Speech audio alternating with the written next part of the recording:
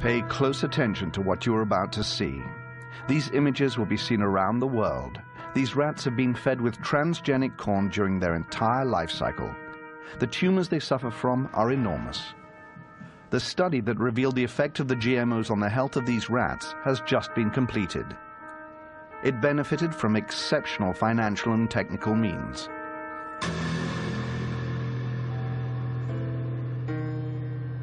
We were able to witness the study in its entirety.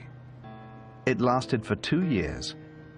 Following years of doubt and controversies, will we finally know the truth about GMOs?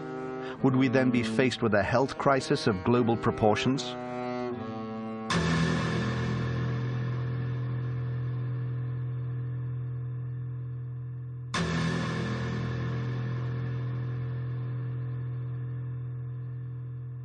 This is the longest, most thorough study to have been carried out on a GMO, and we have also carried out a joint study on the most used pesticide in the world, the Roundup, which is a herbicide. It belongs to the main pesticide category. We spent over a year trying to obtain transgenic corn because no GMO manufacturers were willing to provide them. This is because Monsanto requires contracts to be signed stipulating that the seeds must not be used for testing and an arrangement must be made prior to the testing. We wanted our study to be independent. This is the first time that a 2-year study has been conducted on GMOs. And there lies the big difference. Furthermore, we tried to evaluate a maximum of biochemical and biological parameters with repeated blood tests, weighing of the specimens, and urine tests. We studied the hepatic and urinary parameters, as well as the blood parameters, all the parameters that can be studied. We also studied the hormonal parameters, which has never been done in previous studies. This experiment is a world premiere.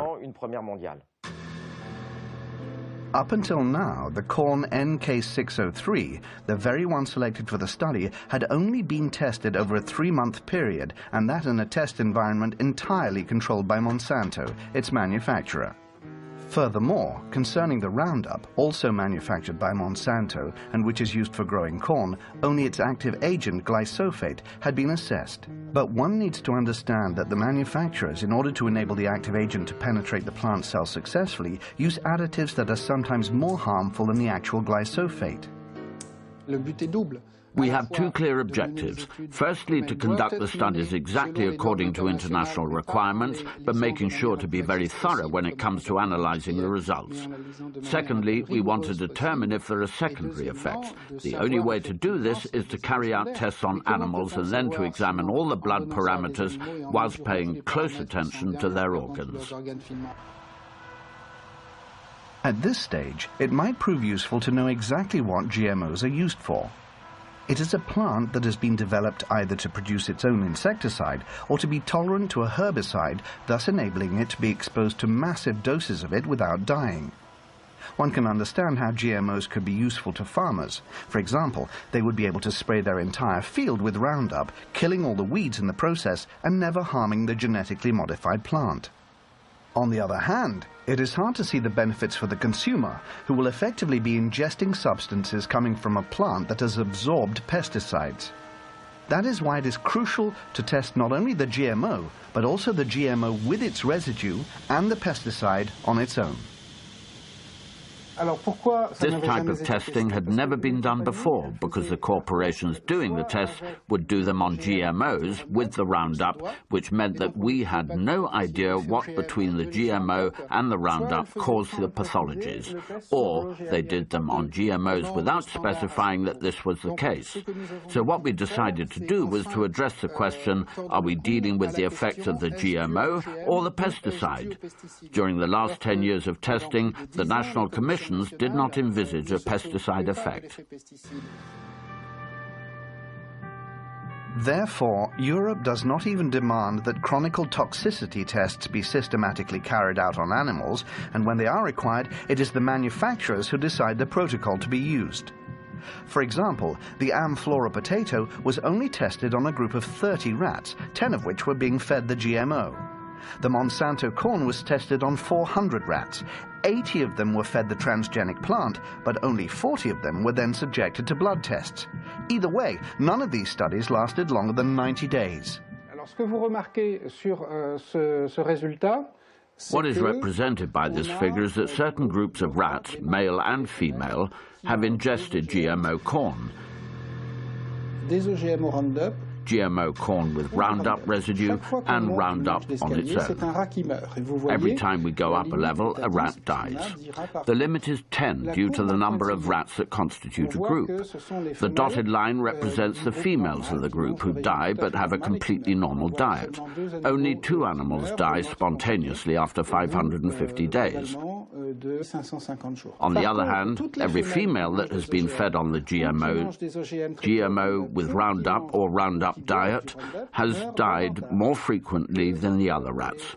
Some will challenge the relevance of such results, but what is undeniable is that in the group that has been exposed to the GMOs, there is a 600% increase or 6 times more deaths compared to the control group. As far as medicine or biology is concerned, there is no need for further testing.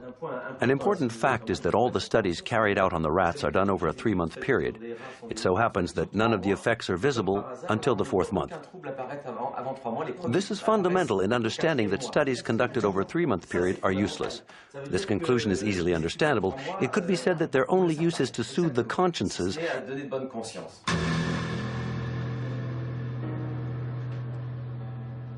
Every rat out of the 200 that were tested was dissected by Professor Seralini's team.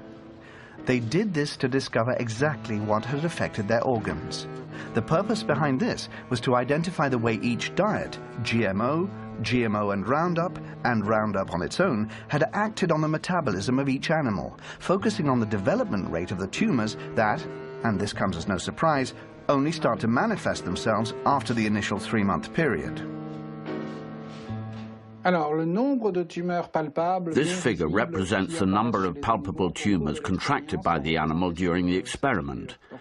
Here, we can see the rats subjected to GMOs compared to those with a regular diet. As you can see, very few males have contracted tumors. This is due to them being more resistant to the testing process. What these figures show are the large tumors. Each step up represents a large tumor, which can measure 17 millimeters by 17 millimeters. For a rat, these measurements are colossal. It would equate to a tumor of this size if seen on a human being. It is enormous. After having studied these tumors, it can be said that 94% of them take effect in the mammary glands, which would equate to breast cancer in a woman. We are faced with renal tumors for the males, but not only, some males also suffer from mammary tumors. This points towards a hormonal effect that isn't affected by the dosage. 60% of breast cancer cases are caused by hormonal deficiencies. Professor Seralini's study holds one last surprise for us, and this is a major one. Up until now, one could have thought that the main cause of death for the tested rats was coming from the pesticide added to the corn. But what the study highlighted, and this for the first time ever, is the fact that the transgenesis itself could have killed the rats. What this means is that just by interfering with the genome of the plant in order to modify it, we are faced with repercussions that no one could have anticipated. This is enough to make us reconsider all the scientific precepts that led to the creation of GMOs. Roundup had never been tested separately. Whilst conducting cellular studies, we saw that the cells of the liver, embryos, kidneys, placenta and the umbilical cord died much faster, and so we could deduce that there was a toxic effect on the organism. What can be said is that there is an increase in deaths due to GMOs and Roundups. The biggest surprise came when we realized that GMOs without any Roundup residue were responsible for an increase in the death rate of females and of some males. This could be the result of the GMO gene that has been badly assimilated by the plant and that has therefore resulted in a negative effect or due to a secondary metabolical effect. What that means is that we are dealing with a GMO in particular. a modification of a cereal or a GMO corn, with regard to the genes inserted in the corn to make it a GMO corn, can result in different effects. It is not because a certain GMO has a particular effect that other GMOs will have an effect, but some may even have more of an impact. What is alarming, this is the GMO that is being eaten by the Americans, but also the GMO that has been approved for importation by European agencies, including the French ones, and that obviously contaminates our food. Nowadays, only 2 types of GMOs are being produced in a few European countries. One is corn and the other potato. But what about the 27 million tons of transgenic soya that are unloaded each year in European ports? This soya is used to feed our cattle, but it also makes its way into a number of foodstuffs. What we want to achieve with this study is a moratorium. The situation is serious enough and we're not going to eat everything and anything. We imported without knowing what was being imported, and the United States have produced crops without knowing what they were producing. There needs to be more studies of this kind, and GMO manufacturers need to conduct them before commercializing their products. A moratorium on growing GMOs has been approved by most European countries. Now that we know the results of the study conducted by Professor Serralini, could it be time to extend this moratorium to all the GMO used in many of our foods? To establish an undeniable scientific truth, one needs teams, time, and means. Some will say that it takes too much time and that it is too expensive. But had we taken this precaution, could we not have avoided recent sanitary scandals? Will GMOs be responsible yet again for a calamitous scenario? And while we are waiting for scientific certainties, evidently, this is a risk we cannot afford to take.